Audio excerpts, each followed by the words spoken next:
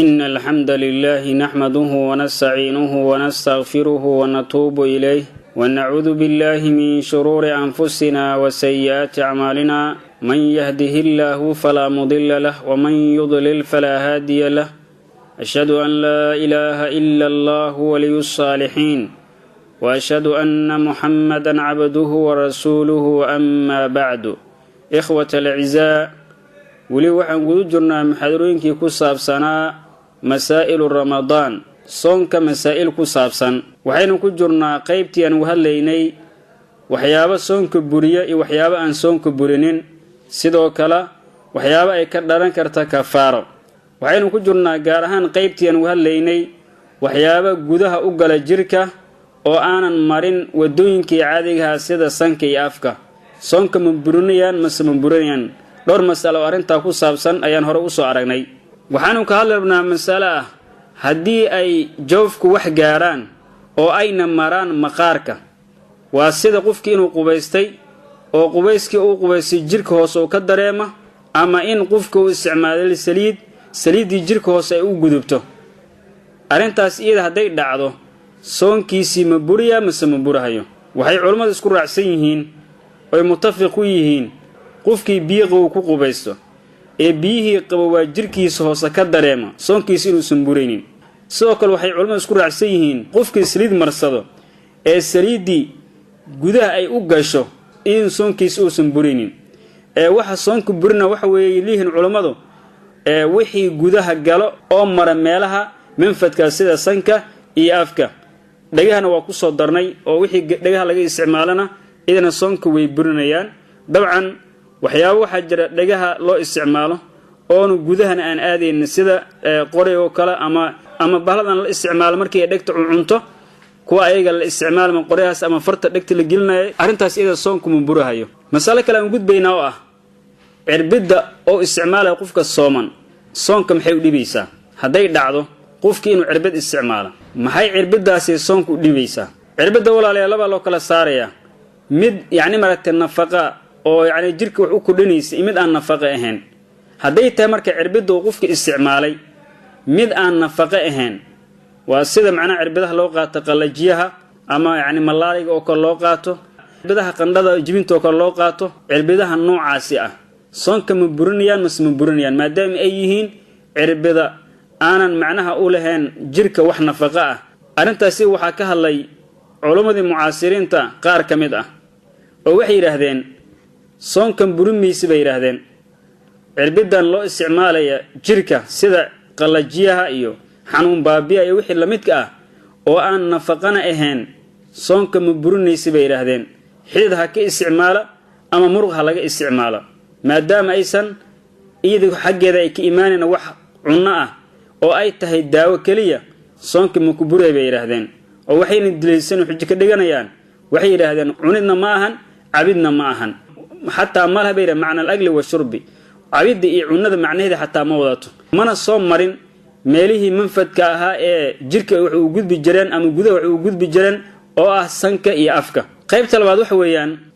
cirbida ama cirbidaha wax quudiyo sida cirbidahan hadda glucose-ka ama loo yaqaano faleebada iyo wixii la mid ah haddii cirbidi fitamiin ama ay tahay si faleebada oo kale oo ay jirka nafaqo u kordhinaysa soonka ma ku buraya ma ku burayo arintaasi culimadu isku khilaafeen qowl wuxuu leeyahay soonka ma ku burahayo sababtoo ah waxa ayaga ah ma ayna ka gelin meel manfad oo furan yaani meel furan sida sanki afka oo kale jirka kama ayna gelin sidoo kalena ma ayna gaarin bay leeyihiin al-jihaasul hadmi wax loo yaqaan dheefshiidka ma ayna gaarin oo dheefshiidka ayaa macnaha ku shaqo leh raashinka iyo wixii la cabo Soomahan sadarta maadaama aysan waxa gaarin waa faleebada iyo cirbidaha nafaqada loo jirka wuxuu ku dhinay weeyaan hadaysan wadadii caadiga ah raashinka mari jiray ayna marin wax la cun lagu tirin sadarta soonka ma burnaay ayuu qolka kuwa leeyahay qolkaas sayna waxa qaba jamaaca min al-mashaayikh iyo rag dakaatira oo waqti casrigan hadda joogo qol labaad wuxuu leeyahay haddii qofka isticmaalo cirbidaha wax quudiyo sida faleebada iyo wixii la midka ah oo nafaqa leh soonku waa ka buriya sababtoo ah waxay la mid noqonayaan bay yiraahdeen oo xukunkooda ay qaadanayaan qofka raashin oo qaatay ama cabitaan oo qaatay oo kala waxaan ognahay walaalayaal faleebada hadii la isticmaalayo in muddo ah ay waxay qofka ka fikirtaa inuu wax cuno wax cabo oo muddo ku intifaacaya saadabta waxay la mid tahay wax la cuno oo la cabo ay la mid tahay waa wixii jirka uu quudo lahaa oo meel la sugu keenay qolka raajix markii la fiiriyo waxa weeyaan cirbidaha laba in loo kala saarayo cirbidaha aan waxba quudinaynin oo jirka aan nafaqa u keenaynin soo kan burin maayaan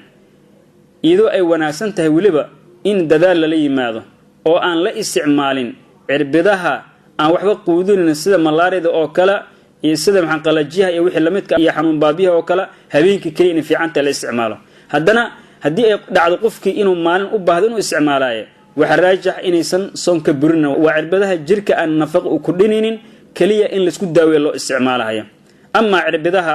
wax quudinayo sida faleebada iyo wixii la midka ah ama kuwa fitamiinada oo wato macnaha quudinta kuwa ayaga ah inuu isticmaalo qofka sooman waa ka xaraan soonkiisana waa ku buraya wuxuu noqonayaa qof soon la'aan ku dhacday marka cirbidaha sida maxaan ku dhahay faleebada iyo wixii la midka ah soonka waa burinaya kuwa ka soo haro sida qalajiyaha iyo malaarida iyo wixii la midka ah oo xanuun baabiye loo isticmaalayo wax wanaagsan habeenkii in la isticmaalo haddii ay maalintii duruuf qasabtana waa la isticmaali karaa sida raajixan soonka kuma burahayo mas'ala kale aan gudbayna oo ah haddii ay dhacdo qofkii soonaa dhiigiis inuu bedelo ama dhiig kale nadiif uu ku daro qofka aan sooman haddii dhiigiisa dhiig uu ku daro ama ahayn dhiigiisa uu bedelayo soonkiisa muxuu noqonayaa Sheekh Ibn Baaz raxmatullaahi alayhi wuxuu yiri qofka asaga waxa ku laazimahayo inuu soonka qadeeyo sababtoo ah qofka wuxuu ziyaadiyay dhiig nadiif ah ay jirka ku kordhiyay haddii markuu dhiig wato mawaad kale oo laga yaabo inay wax soonku burinaysana qofkaasi wuxuu noqonayaa qof afuray oo soonkiisa buri ayuu noqonayaa wallahu a'lam qayb kale aan gudbaynaa oo ah al-kharij min al-badan hadda waxaan ka hadlaynay ad-dakhil ila al-badan wixii jirka gudaha u galay waxaan ka hadlaynaa marka qayb kale oo taa ka soo jeedo oo ah wixii jirka ka soo baxay soonka ma burinayaan ma burinayaan maadaama aan guda jirna qaybtii aan uga hadlaynay waxyaabo soonka buriya iyo waxyaabo aan soonka burinaynin iyo waxyaabo kafaara ay ka dhalanayso waxyaabaha jirka ka soo baxa soonka ma burinaya ma burinaya dhowr mas'ala ayaa ku jirto mas'ala waxa weeyaan al-qay'u lis-saa'imi qofka sooman haduu ma tago xukunkiisu muxuu noqonayaa qofka sooman haduu ma tago soonkiisa muxuu noqonayaa ma buriya ma burayo culimadu waa isku khilaafeen oo waxay isku khilaafeen qofkii ma taga asoo sooman soonkiisa ma buriya ma burayo qowlka koowaad wuxuu leeyahay ee mas'aladaas ku jiraaye qofkii ma taga ka adkaado ka xoog badiyo soonkiisa ma burayo qofkii kas isku matajiyana soonkiisa waa buraya waana sida ay qabaan ahlul madahib al-arba'a afarta madhabood culimadu saas ayay qabaan culimada qaarna waxayba soo noqliyeen in arintaasi ay ijmaac tahay waxyaaba ay dilisana waxa kamid ah rasuulka kaleeyhi salaatu wasalaam wuxuu yiri man dara'ahu al-qay'u wa huwa saa'imun falaysa alayhi al-qadaa wa in istiqa'a falyaqdi qofkii asoo sooman matag oo ka xoog badiya qofkaas ay qada laga ma rabo ama qofkii isma tajiye soonka inuu qadeeyo ayaa laga rabaa buu nabiga kaleeyhi salaatu wasalaam waxa kale ay dilisanayaan xadiis mawquuf ah oo Abdullah ibn Umar mawquuf ku ah oo dhahaya idha istaqa'a as-saa'imu fa alayhi al-qadaa wa idha dara'ahu al-qay'u fala qadaa alayhi qofka sooman haduu isma tajiye inuu qadeeyo laga rabaa hadii laakiin mataga ka qaalib noqdo ka adkaadana waxba qada laga ma rabo qowlka koowaad marka wuxuu leeyahay qofka hadii mataga ka adkaado oo sanasi iska keenin soonkiisa burmaayo haduu mataga sacaskii keenan soonkiisa waa burhaya qowl labaad mas'ala ku jira wuxuu leeyahay qofka haduu matago soonkiisa ma buraya kas isku matajiya ama mataga si yimaado waxa isku mid ah buu leeyahay qowlkan labaad haduu asiga qofkan kas isku matajiyo iyo hadii maragtay oo mataga ka adkaado labada midkay doontaba ha noqoto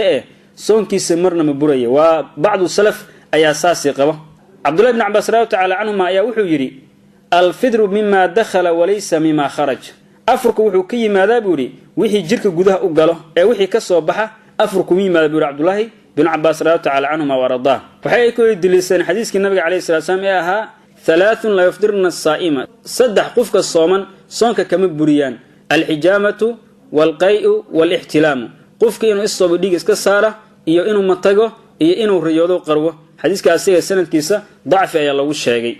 mas'ala marka waxa raajaxa madhab al-jumhur say qabaan oo ah qofkii kascad isku matajiya soonkiisa waa buraya mar qaar waxa jirta qofka inuu isticmaalo shay oo asi uusan ku talagelin inuu ismatajiyo laakiin laga yaabo shaygaasi inuu sabab noqdo inuu matag ka yimaado tusaalahan waxa dhacaysa qofka inuu rumaysto rumiga ma waxa dhicaysa marka inuu ku xooga carabka gadaashiisi meelaha ugu dambeeyay taasoo marka daba keenin karto inay wax ka yimaadaan ama dilaq ha noqdo ama matag ha noqdo qofka asaga ah asaa kascad u sameeyay soonkiisu waa burhaya waa la si ilaala walaal arintaasi waa arin qatarteeda la weeyaan soonkaada bay haleynaysaa mas'alo kale oo gudbayna waxay tahay al-hijamatu lis-saa'imi qofka sooman haduu istoobaayo soonkiisu muxuu noqonayaa maxayna culimada ka dhaheen culimadu waxay isku khilaafeen qofka sooman haduu istoobo soonkiisu ma buriya mise ma burayo qowl wuxuu leeyahay qofka sooman haduu istoobaayo soonkiisa ma buraya waxaana banaan bay leeyihiin qofka sooman inuu istoobo qowlkaas waxa qaba jamaacad min as-salaf salafka qayb kamid ah iyo jumhuurul fuqaha ayaa saas qaba sida imaam Malik Abu Hanifa imaam Shafi'i Daawud Dahiri iyo culimo kale saa ayay doorteen waxayna daliishanayaan hadalkii nabiga kaleey salaatu salaam ee ahaa ihtajama wa huwa muhrimun wa ihtajama wa huwa saa'imun Abdullah ibn Abbas radhiyallahu anhu ayaa hadiiskaasi warinaya Abdullah ibn Abbas wuxuu leeyahay rasuulka kaleey salaatu wa salaam ayaa istoobay asoo xaj xarman soo kala rasuulku waa istoobay asiga oo sooman lafdigan asiga oo sooman ah ay waxay leeyihiin culimada muhaddisiinta waa غير محفوظ bay yiraahdeen sida maxfuudka waxa weey dhaheen ihtajama an-nabiy sallallahu alayhi wasallam wa huwa muhrimun nabiga waa istoobay asiga oo muhrim ah saas tiri in leeyahay oo soon la sheegin saasa xoog badan bay yiraahdeen almuhim qofka hadii uu istoobo oo dhiig iska saaro soonkiisa ma buriya ma buriya qowlka koowaad wuxuu leeyahay soonkiisa ma burahayo qowl labaad oo mas'ala ku jira wuxuu leeyahay haddii qofka istoobo soonkiisa waa burahaya waana jamaaca min as-salaf ayaa qaba waxaana kamid imaam Ahmad Isaaq ibn Rahuya iyo fuqaha ahli al-hadith siday u badan yihiin Sheikh al-Islam Ibn Taymiyyah ardaygiisa Ibn Qayyim al-Jawzi saa ayuu doortay waxay dilisan waxa kamid ah Thawban ta'ala anhu ayaa wuxuu yiri inuu nabiga raacay sallallahu alayhi wasallam iyadoo ay bishii Ramadaan ay ka tagtay 18 maalmood umuraha baqiic buu u raacay rasuulka kaleey salaatu salaam wuxuu fiiriyay nin istoobahayo markaasuu nabiga wuxuu yiri afdalul haajimu wal mahjuum kan istoobay kan wax toobay labadaba soonkooda waa buray kan waa nas cad bay dhaheen oo aan la ta'wiili karin qofkii ta'wiiliyo oo macna kale ku sheegan hadda waxa uu noqonaa bay yiraahdeen qof yaani maartay ka hor yimiday marka qowlka labaad wuxuu leeyahay qofka haduu istoobaayo soonka waa buraya istoobid waxa la mid noqonaya waxyaabaha hadda la isticmaalo casriga hadda aan joogna waxa la isticmaalay dhiig in la iska qaado ama dhiig shubid wax loo yaqaan marka labada qowl ay ku jirto mas'aladan ah qofka haduu istoobaayo soonkiisa ma buriya ma burayo marka fiirisa labadooda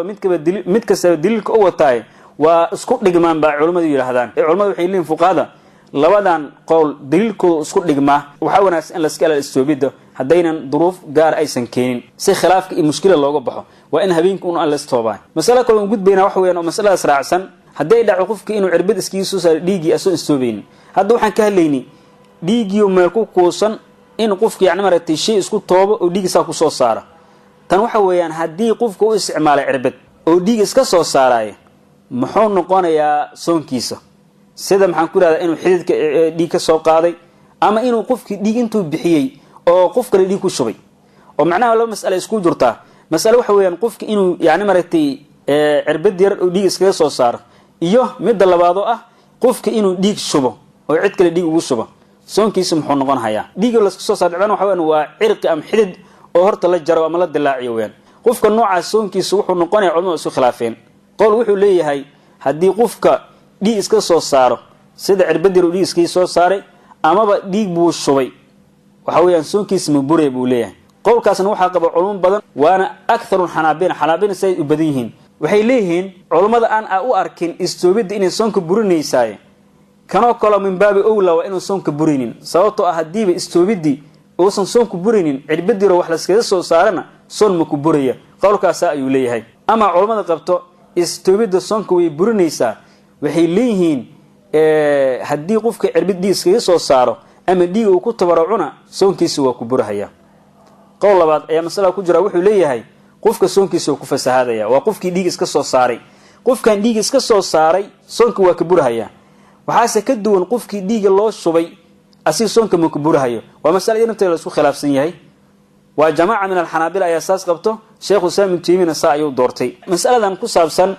hadii qofka cirbad dhiig iska soo saaro ama ay dhacdo dhiig inuu ku tabarucaayo soonkiisa ma buriya ma buriya culimada qaar kamid waxay yiraahdaan soonkiisa waa buriya culimada qaarna waxay yiraahdaan soonkiisa ma burahaya mas'ala maxaa raajix noqonay marka mas'alada waxay ku dhismaysaa marka mas'aladii hore ee ahayd istoobida oo hadii la yiraahdo istoobida soonka waa ku buraya hadii la yiraahdo sidoo kale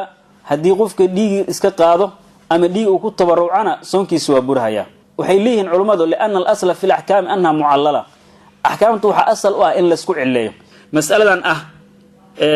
dhiig qofka haduu iska qaado laba aan kala saarina walaalayaan dhiigan yar oo malaarida ama waxa la midka ah ee saliinga yar lagu qaadahayo sida aqwaal culumada raajix ka agtooda waxa weeyaan inuu soonku burinin ama dhiigan la tabarucayo oo la bixinayo qofka intaas uu siisi iyo bixinayo oo shubaya la leeyahay kaasi waxa raajix inuu soonku burinayo sababtoo ah